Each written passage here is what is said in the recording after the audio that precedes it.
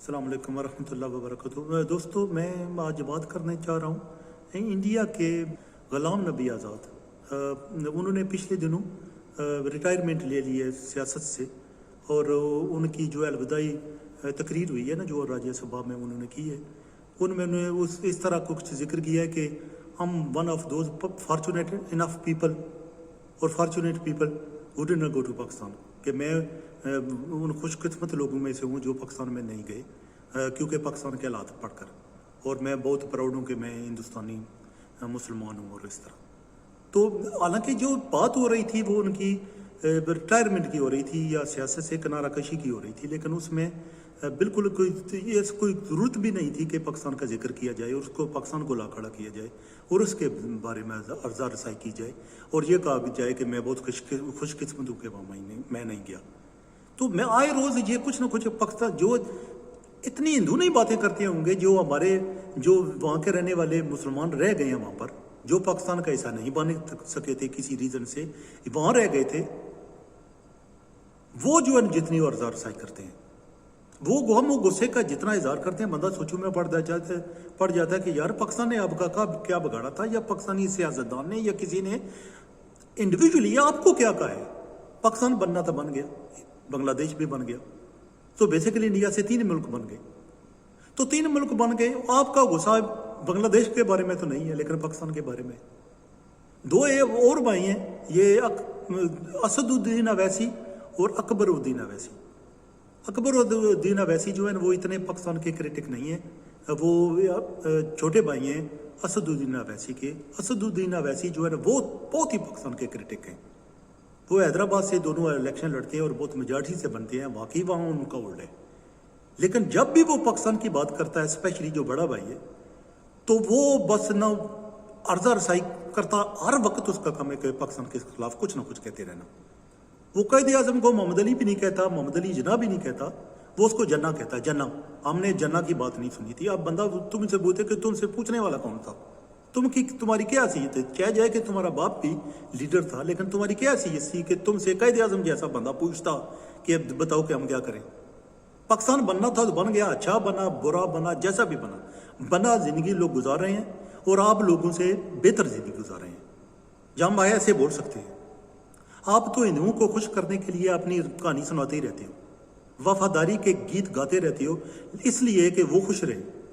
کیونکہ میں نے اندازہ کیا کہ جتنے بھی انڈین مسلم لیڈر ہیں، جو مسلمان سیاستدان ہیں، وہ ہر وقت اپنی وفاداری کا یقین دلانے کے لیے تگ و دو کرتے رہتے ہیں۔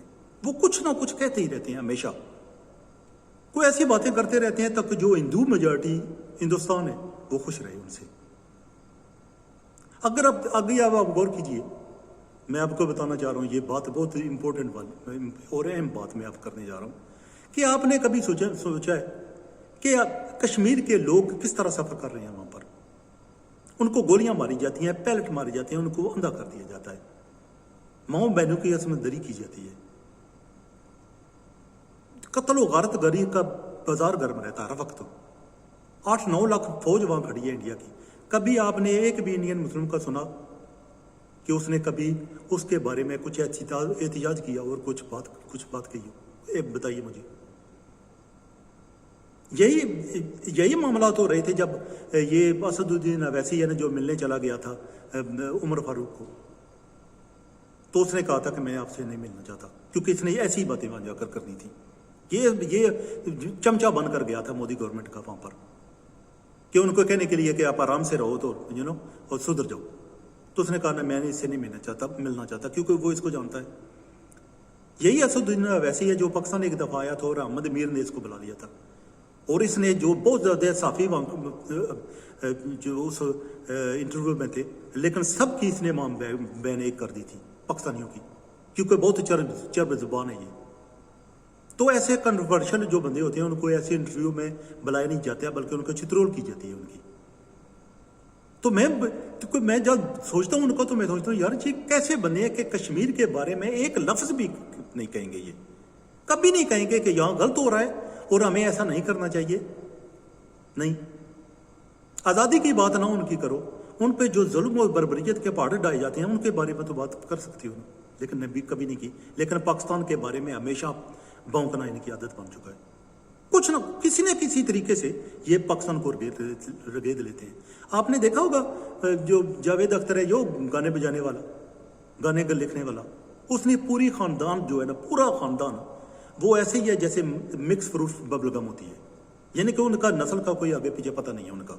वो पाकिस्तान आता रहा है, और पाकिस्तान आता रहा है, लोग मशहरों पर उसको बुलाते रहे हैं, और वहां जाकर वो भौंकता रहे, उल्टी सीधे बातें करता है। पाकिस्तान में जितनी करप्शन है, रिश्वत है, आप तो समझ नहीं सकते। हालांकि पाकिस्तान में जो रिश्वत है ना, बहुत ज्यादा रिश्वत है, लेकिन इंडिया के इतने करीब भी नहीं है। India is most corrupt country in the world, लेकिन वो ऐसा नहीं करेंगे। अगर आप सलमान खान की बातें सुनेंगे, वो कहेगा मैं ना हिंदू हूं ना मुसलमान हूं। आप शाहरुख खान की बातें सुनिए तो वो क्या कहेगा। वो एक दफा कह रहा था, किसी ने पूछा कि आप अपने बच्चों की शादी कैसे करेंगे और किसके साथ करेंगे, तो कहने लगा मैं मजहब के नाम पर तो कभी नहीं करूंगा, क्योंकि उसका भी वही हिसाब है, मिक्स अचार वाला। किसी का पता नहीं उसके बच्चे कहां से हैं, किधर से हैं। सेम इमरान खान, सेम आमिर खान, जो सब है ना वो इन्वॉल्व है, वो ऐसी वो मिक्स हो चुके हैं तकरीबन कंप्लीटली। तो इसलिए बात नहीं करते किसी के फेवर में, पाकिस्तान के फेवर में बात नहीं करते। उनको पता है कि उनको निकाल देंगे वहां से। कश्मीर के बारे में कोई बात नहीं करते, क्योंकि उनको पता है कि जूते पड़ेंगे।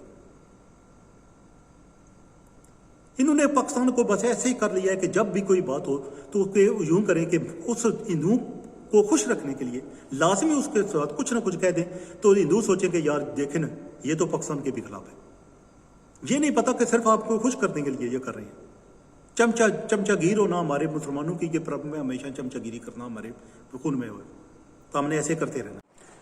जो गुलाम नबी आज़ाद हैं, वो कांग्रेस के बहुत सरकर्दा और एक्टिव लीडर रहे हैं, और वो कह रहे हैं कि वो उन्होंने कभी पाकिस्तान का विजिट नहीं किया। हालांकि बेशुमार हिंदू लीडर्स और बेशुमार सिख जो लीडर हैं, उन्होंने पाकिस्तान का विजिट किया है।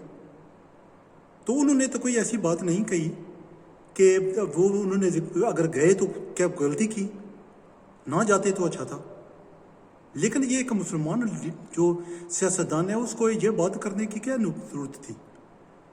तो मैं अभी तक जानने की कोशिश कर रहा हूँ, और मैं तकरीबन ये देखता रहता हूँ और पढ़ता रहता हूँ कि ये क्या वजह है कि जो हिंदुस्तान के मुसलमान हैं वो पाकिस्तान के इस कदर खिलाफ हैं। यानी कि उनके पाकिस्तान ने उनको क्या कहा है, ये पाकिस्तान एक अलग मुल्क बन गया था, बाद में पाकिस्तान के 2 टुकड़े हो गए और बांग्लादेश भी बन गया। अगर बांग्लादेश के लोग हमें कुछ कहें ना, हमारे बारे में कुछ गलत बयानी करें, गलत बातें करें, तो एक बात बनती है, बंदा समझ सकता है, अंडरस्टैंडेबल है कि ये वजह होगी, क्योंकि हमारे जो कुछ हालात उनके साथ रहे और उनके इलादगी अख्तियार करना पड़ी, वो भी पाकिस्तान थे। पाकिस्तान तो वो उनका बांग्लादेश है, वो पाकिस्तान का हिस्सा था। तो उनके लिए एक बनता है कि जहाँ ठीक है जी, हमारी आर्मी के साथ, फौज के साथ उनकी काफ़ी हालात ख़राब हुए और उसके बाद उनको अपने मुल्क बनाना पड़ा। किसी की भी गलती कह दीजिए, किसकी गलती थी, ये अभी इसको रहने देते हैं, ये लंबी बहस हो चुकी है पर। लेकिन वो अगर कोई बातें करे, एक बनता भी है कि हाँ ठीक है जी, मामलात ऐसे कुछ हो गए थे कि ठीक है, उन्होंने पाकिस्तानियों से नफरत करना शुरू कर दी, इस साइड के पाकिस्तानियों से। लेकिन जो इंडिया के मुसलमान हैं, उनको तो हमने कभी कुछ कहा नहीं, तो उनको क्या हुआ कि इतनी सख्त नफरत करने लगे हैं पाकिस्तान से। तो मैंने यस्टरडे कोई कुछ दोस्त हैं, जो लोग जानते हैं, मेरे एक ग्रुप है व्हाट्सएप का, यूनाइटेड मुस्लिम्स, तो मैं उनके उस ग्रुप के ज़रिए और कुछ और जानने वालों को मैंने मैसेज भेजा है जो मुसलमान हैं इंडिया के, उनको मैसेज भेजा कि आप मुझे अपना क्लिप या कुछ बनाकर भेजिए या लिख कर भेजिए मुझे कि आप पाकिस्तान से इस कदर नफरत क्यों करते हैं और हर वक्त पाकिस्तान के खिलाफ हज़ार साई क्यों करते रहते हैं। जब हमारे जो एक्टर्स थे, अदाकार थे, वहाँ जाते थे, उनके भी नसीरुद्दीन शाह, ओमपुरी और कुछ ऐसे बाकी भी कुछ अदाकार हैं जो वो आते रहे हैं पाकिस्तान में और एक्टिंग आप करते रहे हैं। तो एक दूसरे के साथ कुछ, एक ही मुल्क थे पहले, 2 मुल्क हुए हैं, और एक ऐसा हो जाता है कि मुल्क जो है ना आज़ादी हासिल कर लेते हैं, या वो उनका जो पार्टेड हो जाते हैं, दोनों ना अलग हो जाते हैं, तो ये होता रहता है। लेकिन ये कि हिंदुओं को तकलीफ होना तो एक बात बनती भी है, मुसलमानों को क्या तकलीफ हुई, اس کا کوئی کچھ سمجھ نہیں ہے مجھے. تو میں دوستوں کو کہا ہے, ان سارے دوستوں کے جو اگر کوئی سن بھی رہا ہے ابھی انڈیا کا, تو مجھے پلیز یا تو چھوٹا سا کلپ بنا کر بھیجیے, یا آپ مجھے لکھ کر کے بھیجیے کہ آپ کو یہ آپ کی پرابلم کیا ہے یار. کیونکہ اگر غلام نبی آزاد ہیں اگر نہیں گئے تو انہوں نے ایک مس اپرچونٹی کر دی یہ انڈرسٹینڈ کرنے کی پاکستان کو کہ اگر وہ یہاں آتے تو وہ شاید ان کے حالات تبدیل ہو جاتے. وہ سوچتے کہ ہم لوگ کس طرح پرامن رہتے ہیں, کسی کو تکلیف نہیں دیتی, اقلیتوں کو ہم کچھ نہیں کہتے. اگر کوئی پاکستان میں کوئی جھگڑا ہوتا ہے نا تو مسلمانوں کو آپس میں ہوتا ہے, اقلیتوں کو کچھ نہیں کہا جاتا. زیادہ تر اقلیتیں جو ہیں سیف ہیں پاکستان میں. اگر وہ یہاں آتے پوری زندگی انہوں نے کوئی گزر گئی تو اس لیے نہیں آئے کہ وہ ثابت کر سکیں کہ میں پاکستان کو دشمن ہوں. تو میں نے جو گیدر کیا ہے, جو ان کی بات سے یا ان کی تقریر سے جو میں نے گیدر کیا ہے کہ میں خوش قسمت ہوں کہ میں پاکستان نہیں گیا, تو میں نے گیدر یہ کیا کہ پوری زندگی انہوں نے ایک مسڈ اپرچونٹی کر دی کہ وہ یہاں نہیں آئے, کہ تاکہ وہ ثابت کر سکے کہ میں جو ہے نا پاکستان کے خلاف ہوں, میں پاکستان کو پسند نہیں کرتا. حالانکہ یاسین ملک یہاں آئے ہیں, میر عباس عمر فاروق یہاں آتے رہے ہیں, باقی مودی جو ہے وہ نواز شریف کے زمانے میں وہ کر گیا ہے, تو پھر تو وہ تو لوگ وزٹ کر گئے ہیں اور وہ انڈرسٹینڈ بھی کر گئے ہیں پاکستان کو. چاہے جائے کہ مودی کو پاکستان کے فیور میں نہیں ہے یا پاکستان کی حمایت والا کو بندہ نہیں ہے, لیکن یہ ہے کہ وزٹ کر گیا ہے. تو اس نے تو نہیں کہا کہ میں نہیں وزٹ کرتا. تو یہ کس طرح ہوا؟ تو بڑا میں عجیب سی نا میں فیلنگ مجھے آنے لگتی ہے, میں محسوس کرنے لگتا ہوں کہ ہم لوگ کس طرف نکل گئے ہیں. کہ ہم اگر میں یاد مجھے پڑتا ہے کہ ایک دفعہ کچھ لڑکے انڈیا کے آئے تھے, میں کام جہاں کیا کرتا تھا, انڈیا کے لڑکے آئے تھے اور وہ زیادہ تر جو تھے وہ ہندو تھے, لڑکیاں ایک دو تھیں اور ایک مسلمان لڑکا آ گیا تھا انہوں میں کے ساتھ. اب یہ ہوا کہ جتنے ہندو ہیں نا لڑکے وہ میرے ساتھ بات کرتے تھے, وہ لڑکی میرے ساتھ بات کرتی تھی, وہ سارے فیس بک پر میرے دوست بھی بنے, لڑکے بھی دوست بنے, لڑکی بھی دوست بنی اور ابھی تک دوست ہیں. ٹھیک ہے جی, وہ انڈیا چلی گئی تھی, لڑکے بھی کچھ انڈیا چلے گئے, کچھ یہاں رہ گئے. لیکن جو مسلمان لڑکا تھا نا, میں اس سے بات کرنے کی کوشش کی تو اس نے میرے ساتھ بات نہیں کی. تو میں بڑا حیران ہوا اور میں نے اس کو ایک دو بار روک کر پوچھنے کی کوشش بھی کی کہ بھیا آپ کو کیا پرابلم ہے یار, ساری دنیا باتیں کر رہی ہے. تو کہتے ہیں نہیں ٹھیک ہے جی میں ٹھیک ہوں. یہ کیا ہے چکر ہے, یہ کچھ مجھے کوئی بتائے گا کہ کیا ہوا؟ بس میں یہی کہنا چاہ رہا تھا. یہ جب سے غلام نبی آزاد کی میں نے تقریر سنی ہے, یہ الوداعی تقریر کہ انہوں نے سیاست کو خیر بات کہہ دیا, تو میں سوچنے پر مجبور ہو گیا ہوں کہ یہ مسلمان جو سیاستدان ہیں یا مسلمان جو لوگ ہیں ایز اے نیشن, ان کو کیا ہو گیا کہ پاکستان کے خلاف ارزہ رسائی کرنے کے وہ بڑھ چڑھ کر حصہ لیتے ہیں, شاید یہ بتانے کے لیے کہ ہندو جو ان کی عزت کرنے لگیں گے. ایسا ہوتا نہیں ہے. اپنی شناخت کو ہمیشہ زندہ رکھنا چاہیے, یہ بہت ضروری ہے. ایک زندہ جاوید قوم ہونے کے لیے بہت ضروری ہے کہ آپ اپنی شناخت کو زندہ رکھیں.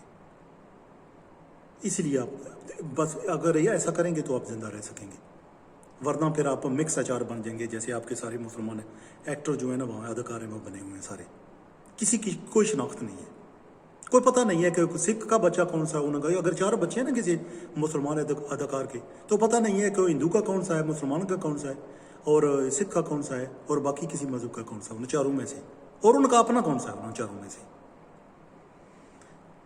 بس یہی کہنا تھا مجھے.